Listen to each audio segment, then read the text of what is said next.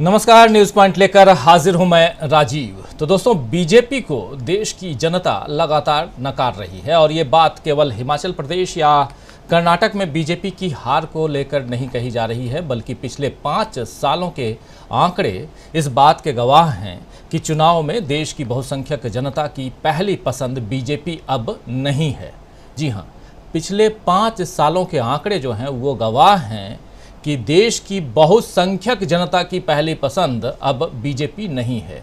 ये बात और है कि बीजेपी इसके बावजूद 16 राज्यों में किसी न किसी तरह से सरकार में है, लेकिन आंकड़ों के मुताबिक पिछले 5 सालों में 31 चुनाव हुए हैं और उनमें केवल 6 में बीजेपी ने स्पष्ट जीत हासिल की है।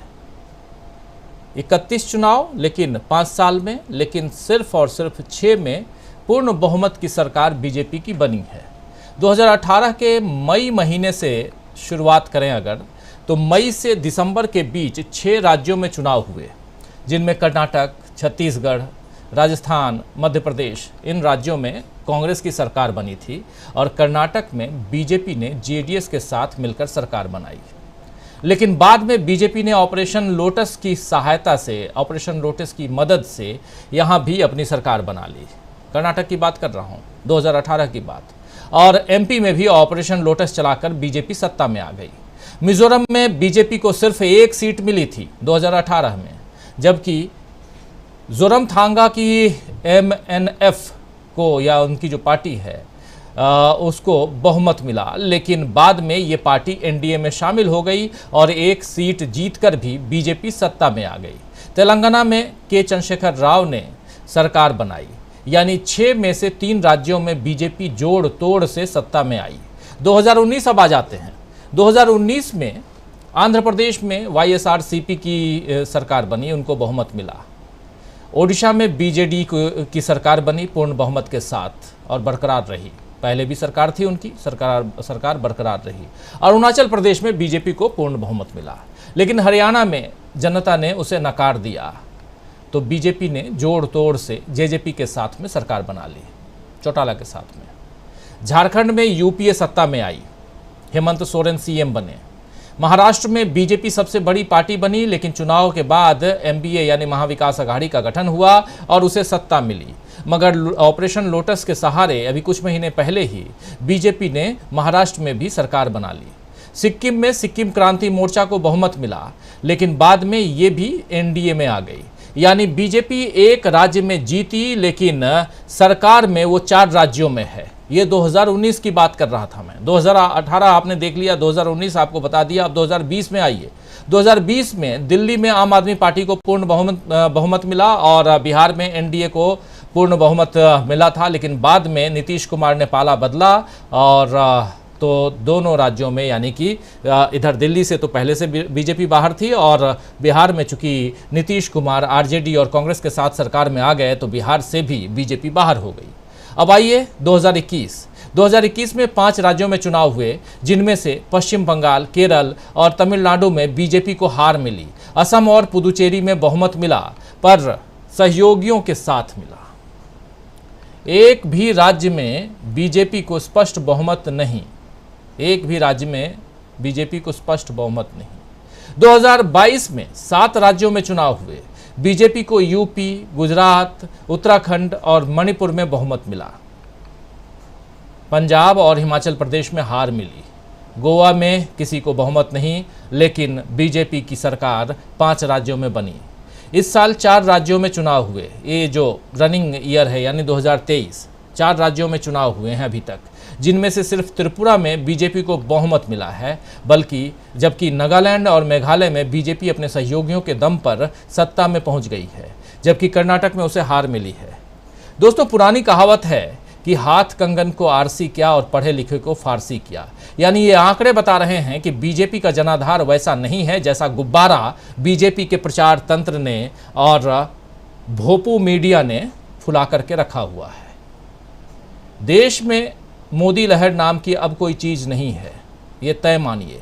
हो सकता है कि 2024 में हो, लेकिन पिछले 5 सालों में तो कोई मोदी लहर सियासी समंदर में दिखाई ही नहीं दी है।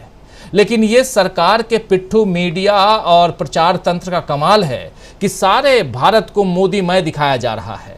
अभी कर्नाटक चुनाव में भी कांग्रेस की जीत पर खुलकर बात करने से मीडिया झिझक रहा है और बीजेपी की हार पर तो बात ही नहीं हो रही है, जबकि इस राज्य को जीतने के लिए मोदी और शाह, योगी आदित्यनाथ योगी की बात कर रहा हूं, हिमंता बिस्वा शर्मा, ये तमाम फायर ब्रांड नेताओं ने पूरी ताकत झोंक दी थी। कर्नाटक ने इस ताकत को सत्ता तक नहीं पहुंचने दिया और राज्य की कमान कांग्रेस को सौंपने का फैसला लिया है। कांग्रेस की ये जीत मामूली नहीं है दोस्तों, क्योंकि इस बार केवल सत्ता परिवर्तन नहीं हुआ है बल्कि माहौल में भी बदलाव दिखा है। राज्य की दलित और आदिवासी आबादी ने कांग्रेस के पक्ष में मतदान किया है, जबकि बीजेपी को बुरी तरह से नकारा है। दलितों और आदिवासियों पर बीजेपी लगातार जोर लगा रही थी, लेकिन इस बार दलित और आदिवासियों ने खुलकर बीजेपी के विरोध में अपना मत दिया है। कांग्रेस ने, आप जानते हैं कि 51 सीटें हैं SC ST की, यानी आरक्षित सीटें कर्नाटक में 51 है, 51। उनमें इन 51 में से 36 सीटें SC के लिए आरक्षित हैं और कांग्रेस ने इन 36 SC आरक्षित सीटों में से 21 सीटें जीती हैं और ST की 15 में से 14 सीटें उसके खाते में आई हैं। आप देखिए, ये आंकड़ा आपके सामने रख रहा हूं, SC के आंकड़े 2023 के आंकड़े और 2018 के आंकड़े आपके सामने हैं। 2023 में 21 सीटें कांग्रेस के खाते में SC की, यानी कि शेड्यूल कास्ट की, अनुसूचित जाति की कहें तो, जिनमें दलित सबसे ऊपर हैं उनकी, और इसमें 21 सीटें इस बार 36 में से 21 सीटें कांग्रेस के खाते में, बीजेपी के खाते में 12 सीटें आई हैं, JDS को 3 सीटों पर जीत मिली है। जबकि देखें अगर उधर 2018 में क्या स्थिति थी, तो 2018 में बीजेपी नंबर 1 पर थी 16 सीटों के साथ और कांग्रेस 12 सीटों के साथ नंबर 2 पर थी, और जबकि JDS के खाते में आई थी 6 सीटें और अन्य के खाते में भी 2 सीटें गई थी। तो बीजेपी को, यहाँ SC की हम बात कर रहे थे, लेकिन अब जरा ST की तरफ बढ़ें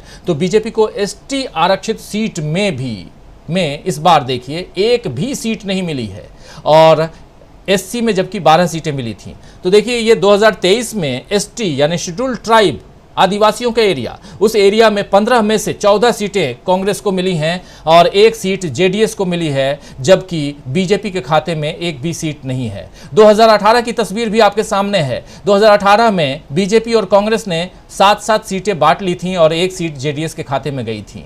ये आप देख रहे हैं। तो बीजेपी की इस हार में जनता के मन की बात साफ सुनी जा सकती है दोस्तों। ये जो आप देख रहे हैं और जो तस्वीरें आप देख रहे हैं, जो ग्राफिक्स आप देख रहे हैं, इस ग्राफिक्स को अब हटा लीजिए स्क्रीन से, आप देख रहे हैं तो साफ जनता के मन की बात बीजेपी की हार में आप साफ सुन सकते हैं। हालांकि यहाँ मन की बात सिर्फ एक ही की होती है और अगर नहीं सुनी है तो फाइन किया जाता है। ये सब सारी तस्वीरें आप लोग देख चुके हैं, सारी खबरें आप तक पहुंच चुकी हैं। सरकार शायद इस आवाज़ को नहीं सुन रही है और पिट्ठू मीडिया भी इसे सुनने की जगह अब दूसरा शोर खड़ा कर रहा है। दूसरा शोर क्या कि कर्नाटक कांग्रेस में कलह का नया शिगुफा छोड़ा जा रहा है। सिद्धारमैया और DK शिव कुमार में CM कौन बनेगा, ये तो मल्लिकार्जुन खड़गे को तय करना है। ये कांग्रेस का आंतरिक मसला है, मगर पिट्ठू मीडिया इस पर इस तरह सवाल खड़ा कर रहा है मानो कांग्रेस बुरी तरह दुविधा में फंसी हुई है। यूपी चुनाव में पहली बार जब CM की कुर्सी, आपको याद कीजिए, दी जा रही थी, आज जो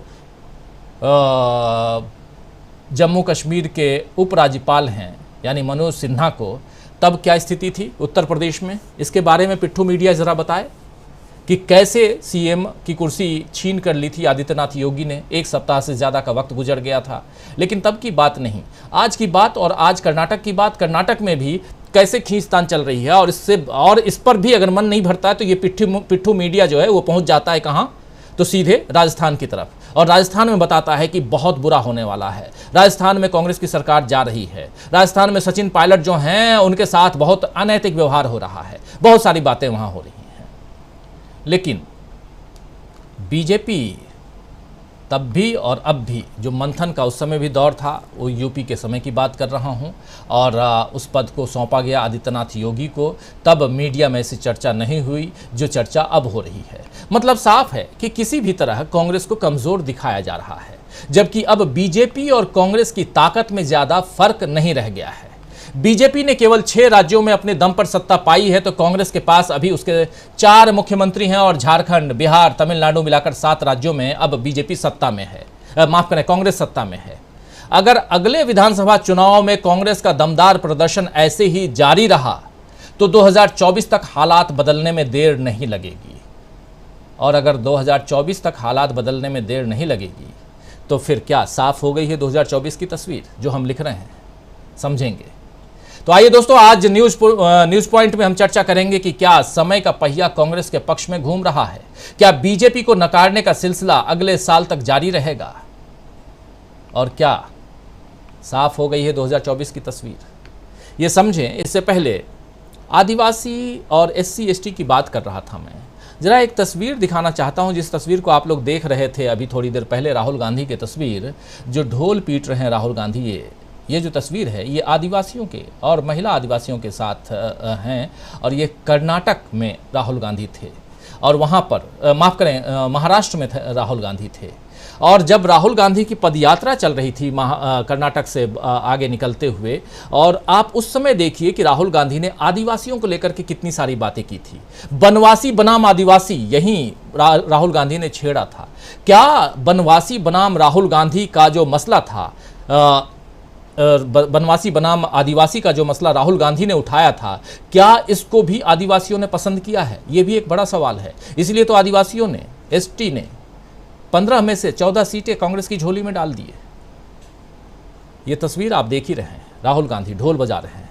चलिए चर्चा आगे बढ़ाते हैं, और हमारे साथ कुछ